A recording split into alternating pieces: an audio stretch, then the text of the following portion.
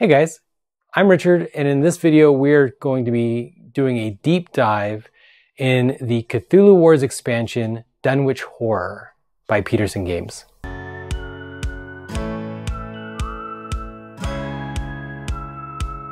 Hey guys, so a lot of you have been commenting on my shorts and reels and TikToks that I post, where I kind of do little close-up views of the figures from this faction. And people have been like, are you ever going to do like a deep dive? Yeah, of course I'm going to do a deep dive. So this is it. This is what I'm doing. So this expansion was currently only available as a late add-on for the most recent, which is a long time ago now, Kickstarter for Cthulhu Wars. Some of you will be receiving this anytime now. And if you haven't, or if you missed the deadline for adding it onto your order, you should be able to order this Q1 on the Peterson Games website. Having said that, I'm going to dive into it, and then you'll be ready either to receive your copy anytime now, or you'll consider ordering it next year. Okay, so this is a neutral monster faction. This is not like its own faction, right? This is just a neutral monster expansion. It releases new neutral monsters that anybody can recruit. They are purple, as if they are open over the way, but really anybody can recruit them and claim them. And it adds a new mechanic called the clan. The clan mechanic is very interesting. Let me grab one of them. And not all of them are in the clan, by the way. Dire Yog-Sothoth is not part of the clan, even though he is one of the progenitors. So we'll get into that. All right, clan, the Whateleys. How to recruit the Whateley clan. During the Doom phase, in player order, each faction can choose to recruit one Whateley in each Doom phase. To do so, they must pay that Whateley's cost. If the recruited Whateley is not yet in play, place it on the map as the new owner wishes.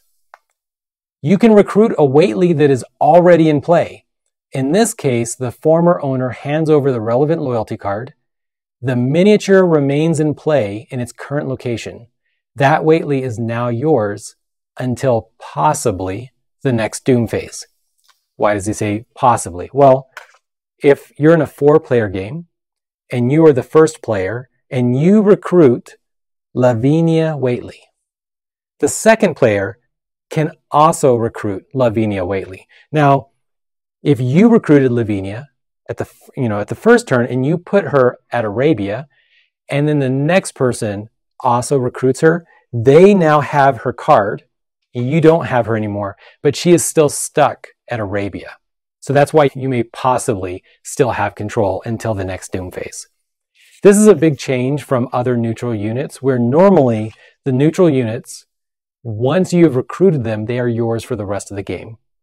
This also means that if they have tokens, or if they have some effect on them, they continue to have those tokens, or they continue to have that effect, even if somebody else takes control. Also, the last player has final decision on which Whateley they want to recruit. So it acts as a sort of catch-up mechanic, where the person who has the lowest score can actually take possibly the most influential figure, at least for that moment. Now, you can only take one Whateley.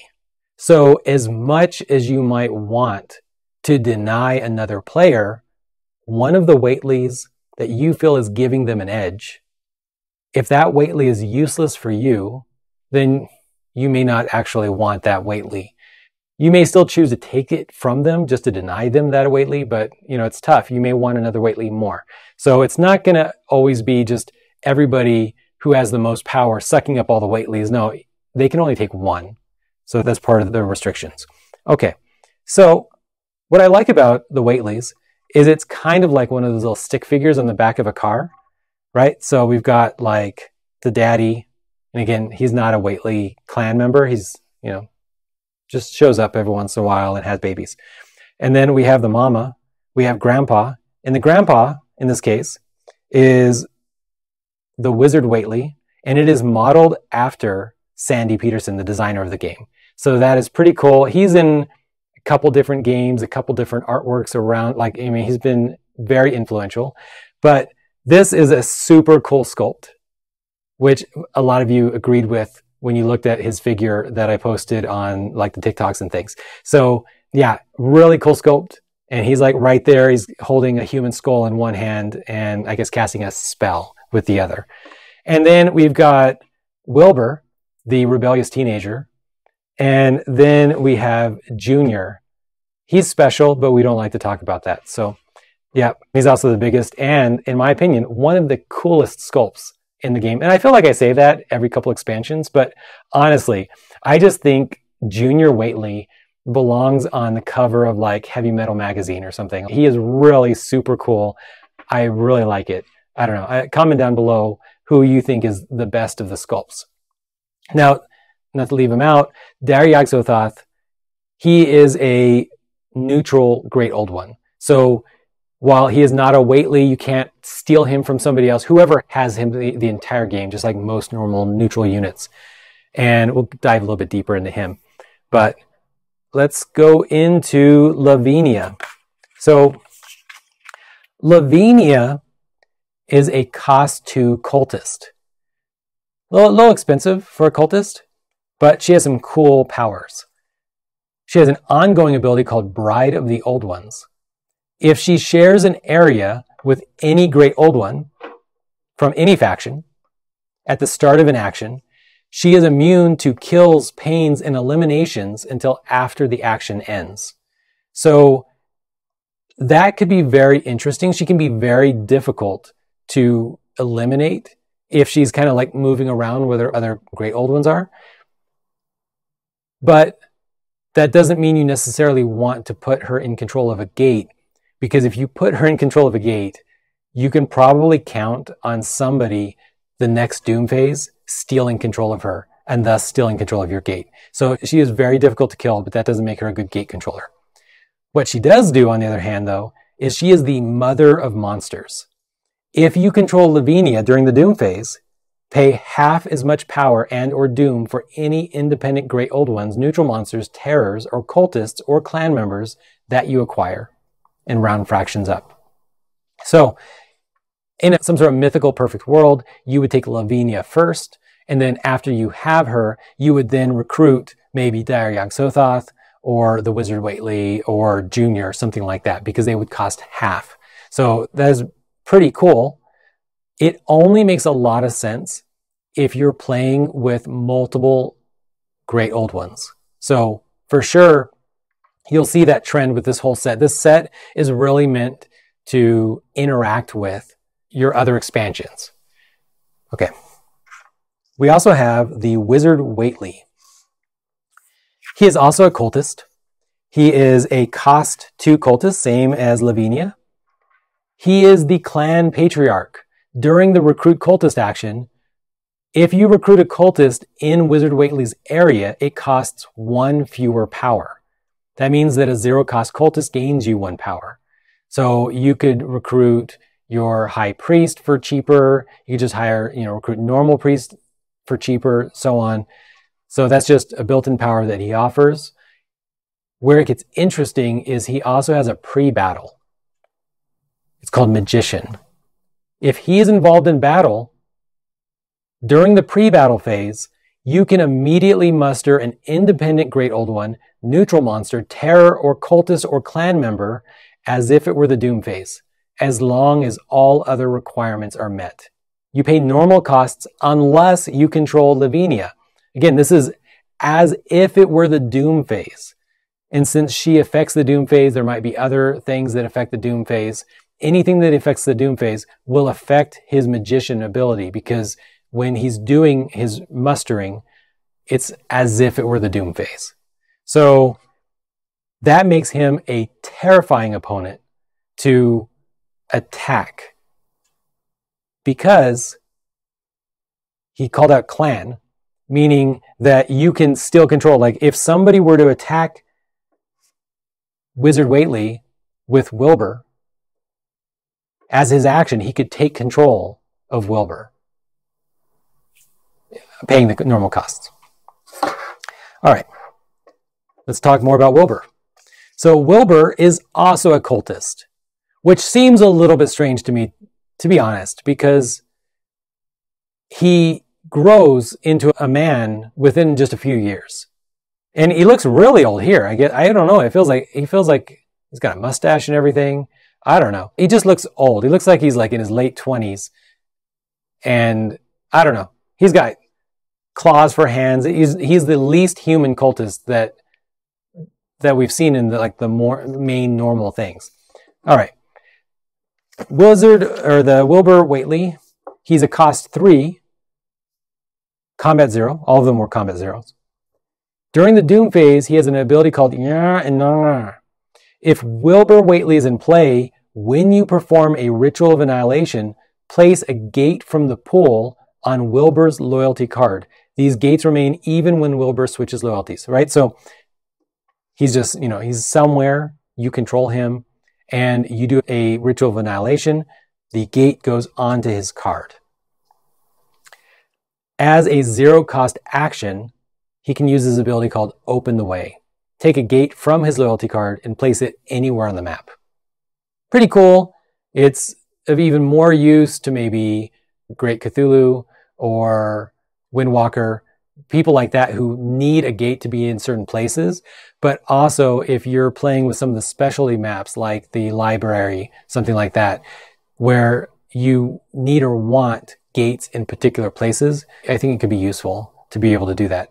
Plus, you paid the cost for Ritual of Annihilation, and then you got a gate effectively for free, as long as nobody steals control of Wilbur in the meantime and then takes your gate that you earned. All right, Junior Whately. He is not a cultist. He is a terror. As a reminder, terrors are ranked in the hierarchy similar to monsters. Not a cosmic terror, which is similar to Great Old Ones, but he's a terror.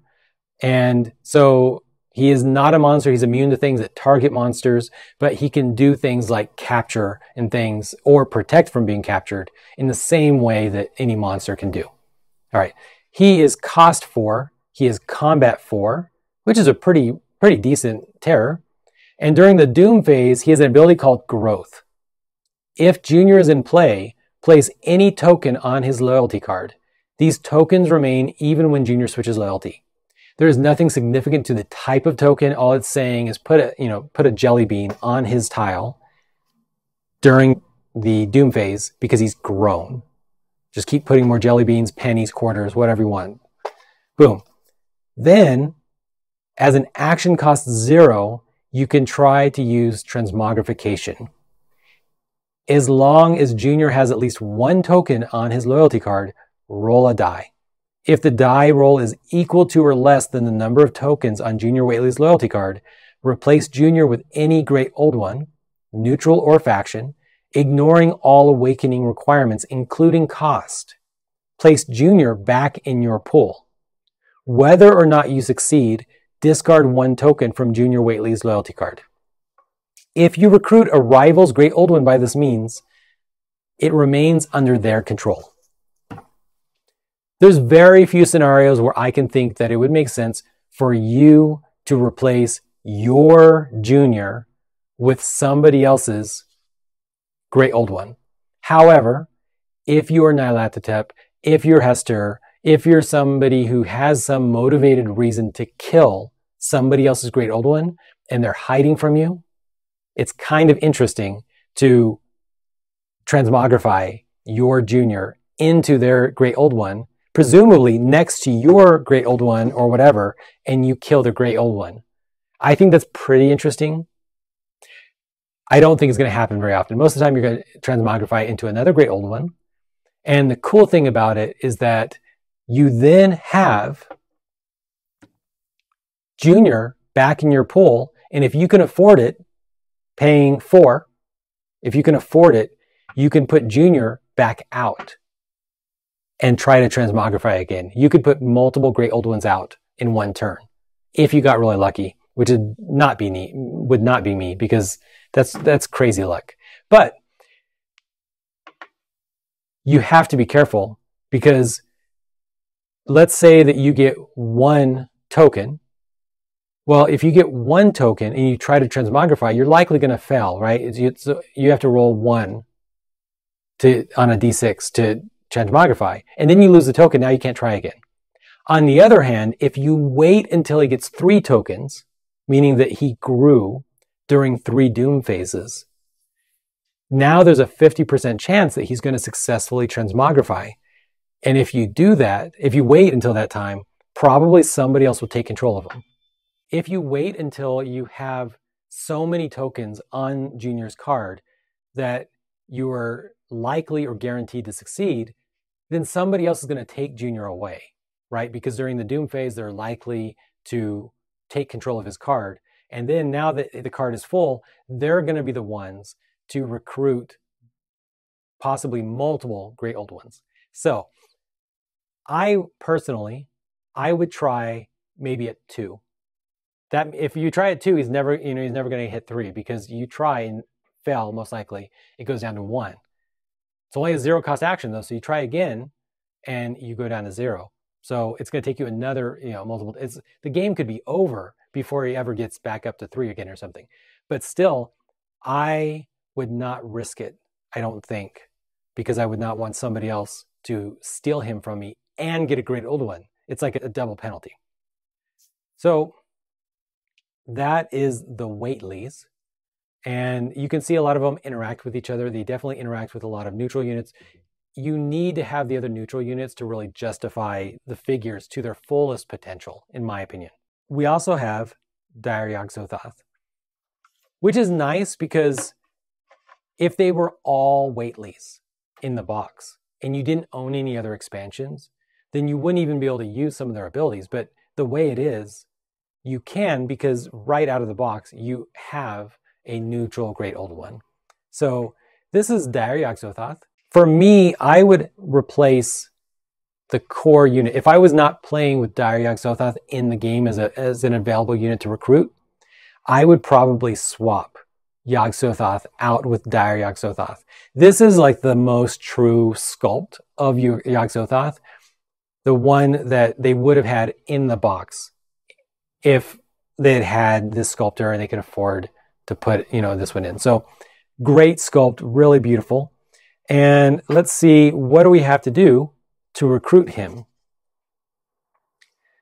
If you are Opener of the Way, you must have a spawn of Yog-Sothoth on the map, and then you pay 6 power and replace the spawn with Dire Yog-Sothoth.